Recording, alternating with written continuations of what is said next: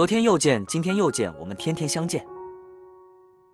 大家好，欢迎回到天天相见厨房，我是伟哥。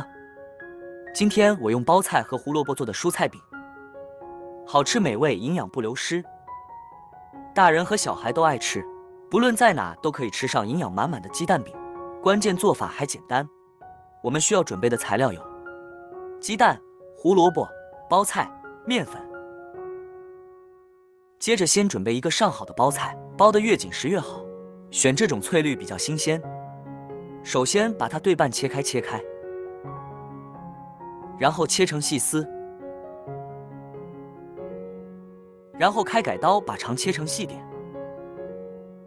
切好后段入碗中备用。准备一把红萝卜，把它去皮，接着查成4条，半个就够了。切成丝，口感极佳。切好之后碗中备用。接下来我们把锅中的水烧开，然后把萝卜丝放入锅中焯水，这样萝卜丝焯水的话更加的脆嫩。大概焯水2分钟左右就差不多了。焯好的萝卜丝过一下凉水，装入碗中备用。下入包菜丝也焯一下水，大概焯水2分钟左右就差不多了。焯好的包菜过一下凉水，空水可以让包菜的口感更好。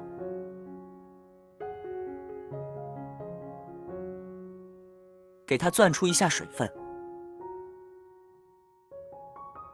哇，这个菜叶多软！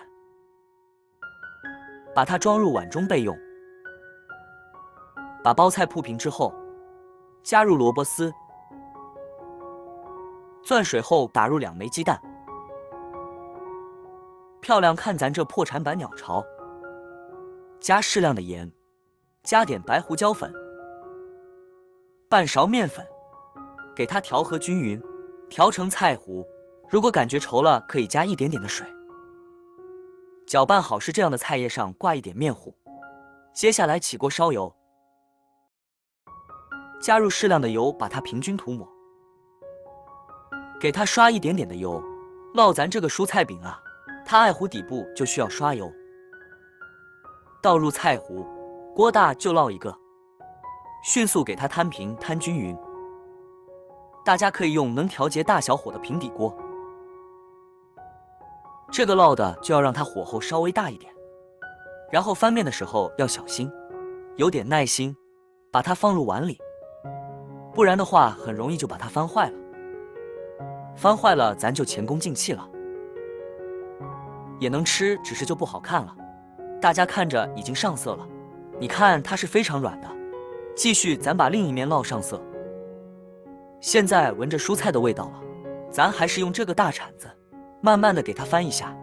这回虽然好点，但是一定要注意。看这颜色好有食欲，金黄漂亮，把它晃动像这样，烙上已成脆皮，就可以出锅了。脆香又营养的鸡蛋饼就这样煮好了。烙好的蔬菜饼，咱给它装盘，盘多大饼多大。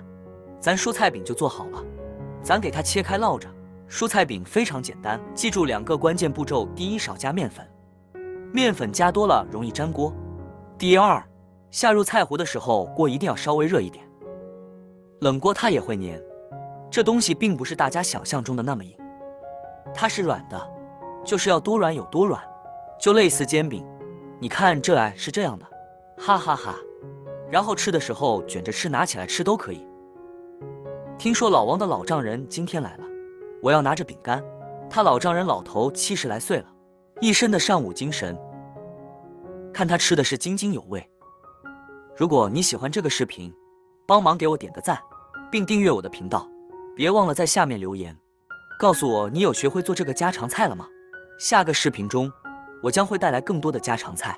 谢谢你的观看，我们下个视频见。